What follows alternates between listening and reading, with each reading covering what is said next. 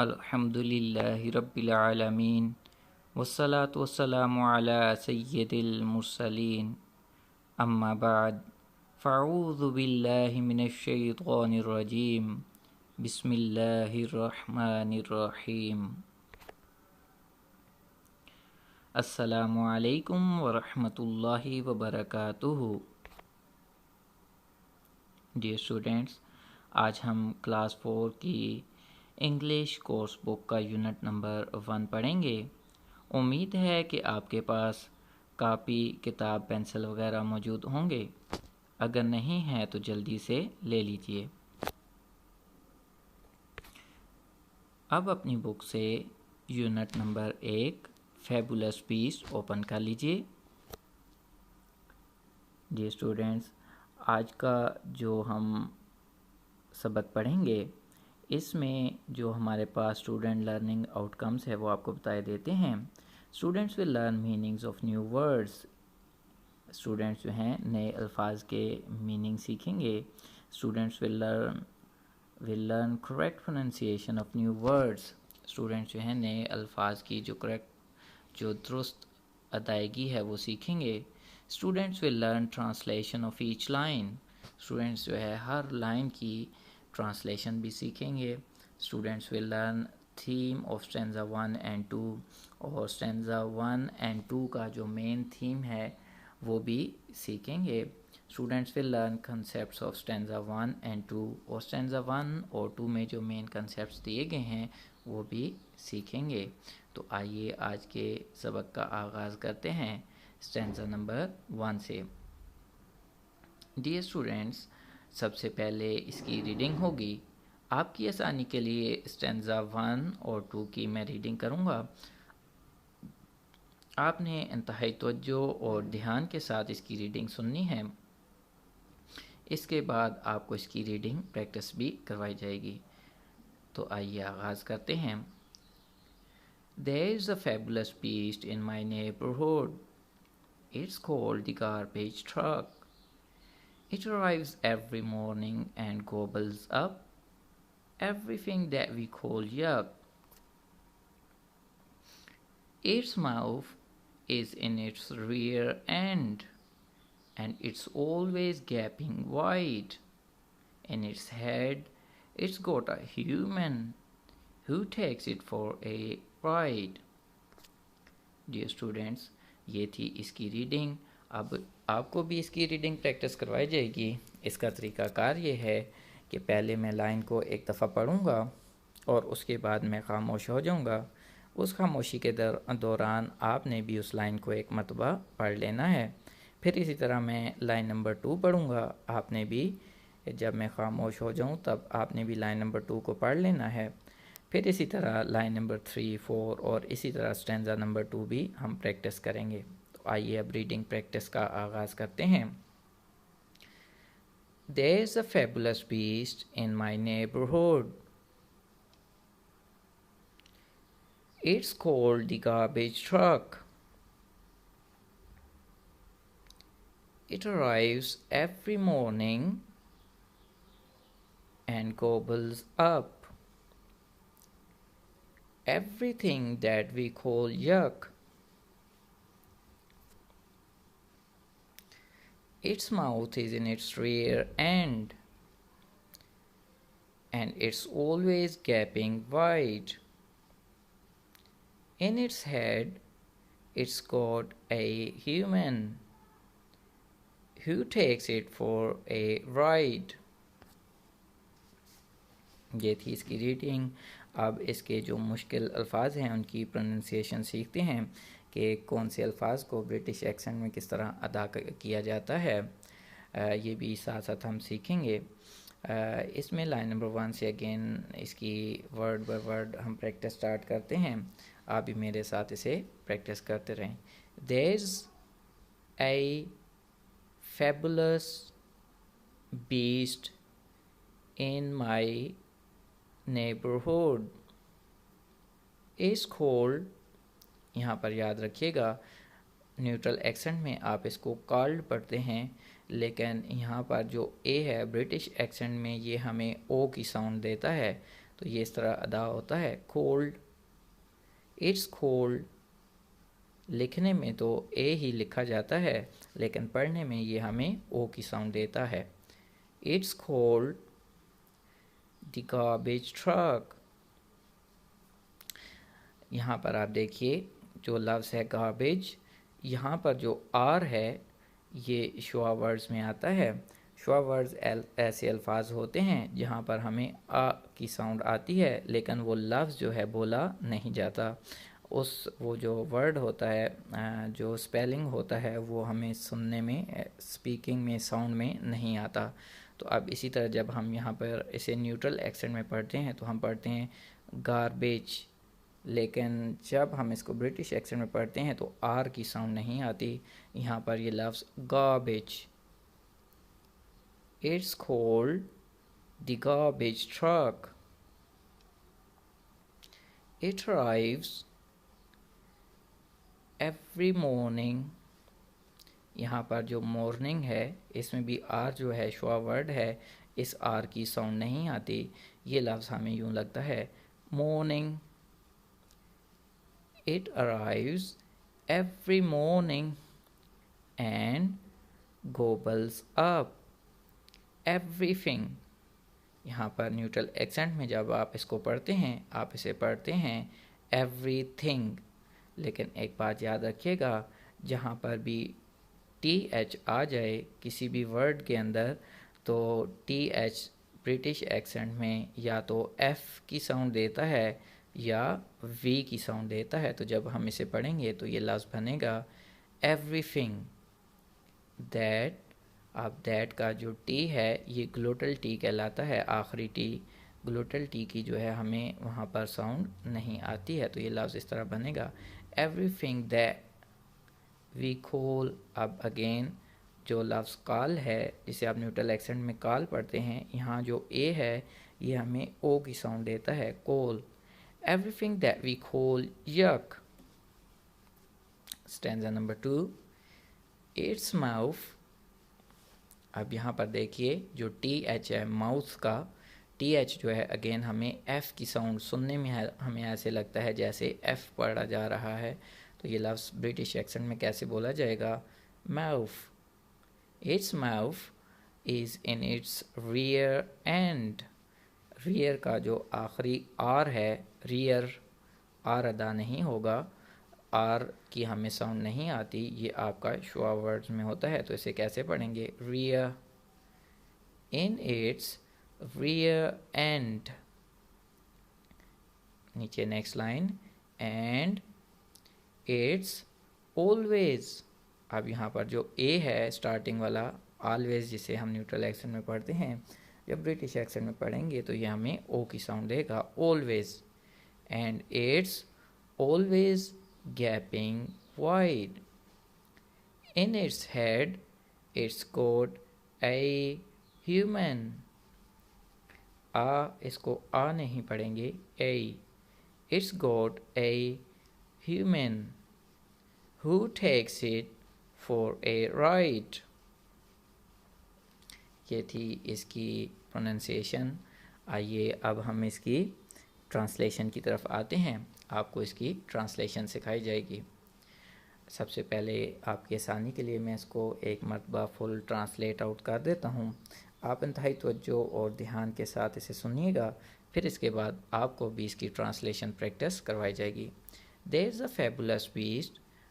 वहाँ पर एक बहुत ही शानदार किस्म का बीस्ट है। बीस्ट एक ऐसे जानवर को कहते हैं जो जिसको हम उर्दू में दरिंदा भी कहते हैं, जो दूसरी बाकी जानवरों को चीर फाड़ के खा जाता है और जिसामत में भी बहुत हैवी होता है, जैसे शेर इसकी एक एग्जांपल है बीस्ट की।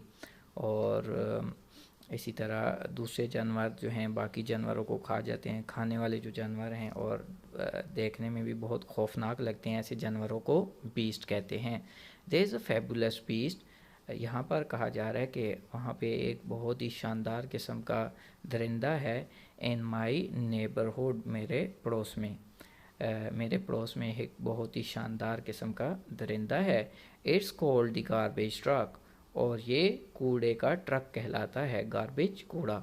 ये कूड़े का ट्रक कहलाता है, क्योंकि कूड़े का ट्रक बहुत बड़ा नज़र आता है और उसका जो आगे माउथ होता है जिसके साथ वो कूड़ा उठाते हैं, जो नीचे ऐसे नीचे झुकता है और नीचे से कूड़े को उठाता है, क्योंकि उसके आगे जो है वो किनारे किंगरियाँ और किनारे बने होते हैं और वो किसी दरिंदे की तरह नज़र आता है, इसलिए इन्होंने गार्बेज ट्रक को बीस्ट के साथ मुशाबियत दी है। इट अराइव्स एवरी मॉर्निंग, ये हर सुबह आता है। And Goebbels up, Goebbels up का मतलब है बड़े बड़े नवाले लेना, क्योंकि वो एक ही दफ़ा नीचे होता है जब उसका आगे से फ्रंट उसका नीचे करते हैं और कूड़े के ढेर को वो पूरा इतना ज़्यादा उसका पोर्शन एक ही दफ़ा में उठा लेता है और बैक साइड पे उसकी ट्राली होती है उसके अंदर जाके उसे गिरा देता है, क्योंकि एक ही अटैम्प्ट में एक ही बारी में वो बहुत ज़्यादा कूड़ा उठाता है, इसलिए उन्होंने लिखा है गोबल्स आपके बहुत बड़े बड़े नवाले लेता है। गोबल्स आपका मतलब बड़े बड़े नवाले लेना। और किस चीज़ को बड़े बड़े नवाले लेता है? एवरीथिंग दैट वी कॉल यक, हर उस चीज़ को जिसे हम यक, ऐसी चीज़ों को कहते हैं जो गली सड़ी बदबूदार होती हैं, कूड़ा वाली जगह। तो एवरीथिंग दैट वी कॉल यक, हर वो चीज़ जिसको हम क्या कहते हैं, बदबूदार चीज़ कहते हैं, यक कूड़ा कहते हैं। यक का मतलब जो है कूड़ा भी है, गार्बेज भी कूड़े को कहते हैं और यक भी कूड़े को ही कहते हैं। अब स्टैंजा नंबर 2 की रीडिंग करते हैं। Its mouth is in its rear end, इसका जो मुंह है इसकी पिछली साइड पर होता है। रियर बैक साइड को कहते हैं, पिछली साइड पर होता है। And it's always gaping wide, और ये हमेशा बहुत ज़्यादा खुला रहता है। इन इट्स हेड, और इसके सर वाली जगह पर इट्स गॉट ए ह्यूमन, वहाँ पर एक इंसान होता है। Who takes it for a ride, जो उसको चलाता है। हमेशा कोई भी गाड़ी हो, कोई भी चीज़ हो, वहाँ उसको इंसान ही चला रहा होता है। तो यहाँ पे भी यही कह रहे हैं, उस गार्बेज ट्रक को जो है वो कौन चला रहा है? इंसान। जी डियर स्टूडेंट्स, अब आपने मेरे साथ ही इसकी प्रैक्टिस करनी है। तरीकाकार वही है, लाइन पहले मैं पढ़ा करूँगा, फिर मैं खामोश हो जाऊँगा। जब मैं खामोश हो जाऊँ तो आपने वो लाइन पढ़नी है। अब इसकी ट्रांसलेशन की हम प्रैक्टिस करेंगे। There is a fabulous beast, वहाँ पर एक शानदार दरिंदा है। इन माई नेबरहुड, मेरे पड़ोस में। It's called the garbage truck, इसका नाम गार्बेज ट्रक है या ये गार्बेज ट्रक कहलाता है। इट अराइव्स एवरी मॉर्निंग, ये हर सुबह आता है। एंड गोबल्स अप, और बड़े बड़े नवाले लेता है।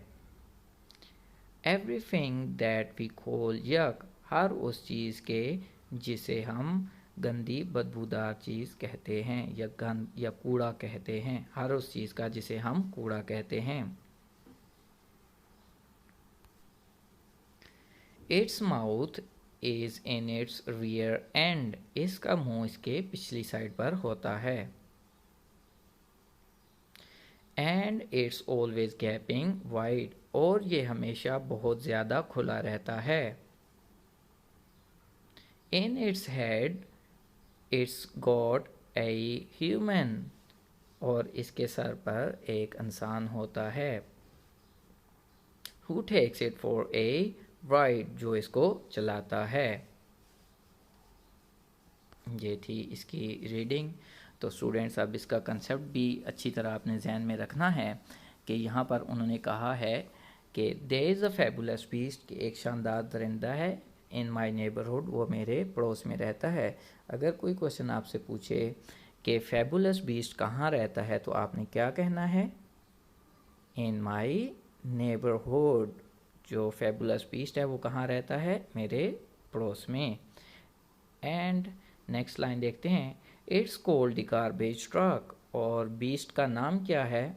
बीस्ट का नाम है गार्बेज ट्रक। और अगर ये क्वेश्चन हो what is the name of the beast, beast का नाम क्या था, बीस्ट का नाम क्या है, तो आप कहेंगे the name of beast is garbage truck. इस बीस्ट का नाम क्या है? Garbage truck. It arrives every morning, ये हर सुबह आता है। अगर क्वेश्चन में ये पूछा जाए कि व्हेन डज इट अराइव्स, ये कब आता है, तो आप क्या कहेंगे? एवरी मॉर्निंग, ये हर सुबह आता है। व्हाट इट डू, ये क्या करता है। ये हर सुबह आता है तो क्या करता है, आपने क्या बताना है। इट गोबल्स अप, ये बड़े बड़े नवाले लेता है। एवरीथिंग दैट वी कॉल यक, हर उस चीज़ के जिसे हम कूड़ा कहते हैं। एवरीथिंग दैट वी कॉल यक, हर वो चीज़ जिसे हम कूड़ा कहते हैं। तो आप देखें यहाँ पर उन्होंने गार्बेज, कूड़े के लिए दो लफ्ज़ इस्तेमाल किए हैं। कौन कौन से, गार्बेज और यक। अगर कोई आपसे पूछे what is the name of garbage, what is the other name of garbage used in the poem, तो आप क्या कहेंगे, यक। The other name use for garbage in the poem is यक, कि गार्बेज का जो दूसरा नाम इस्तेमाल किया गया है पोएम में वो क्या है, यक। आइए स्टैंजा नंबर 2 देखते हैं। Its mouth is in its rear end, इसका मुंह जो है वो इसके पिछले हिस्से की तरफ है। अगर ये क्वेश्चन पूछा जाए वेयर इज़ इट्स माउथ, इसका माउथ कहाँ है, तो आप क्या कहेंगे, its mouth is in its rear end, इसका मुंह जो है इसके पिछले हिस्से की तरफ होता है। And it's always gaping wide, और ये हमेशा खुला रहता है। और अगर आपसे पूछा जाए question when does its mouth open, कि इसका मुंह कब ओपन होता है, तो आप क्या लिखेंगे, its mouth is always gaping wide, इसका मुंह हमेशा खुला रहता है।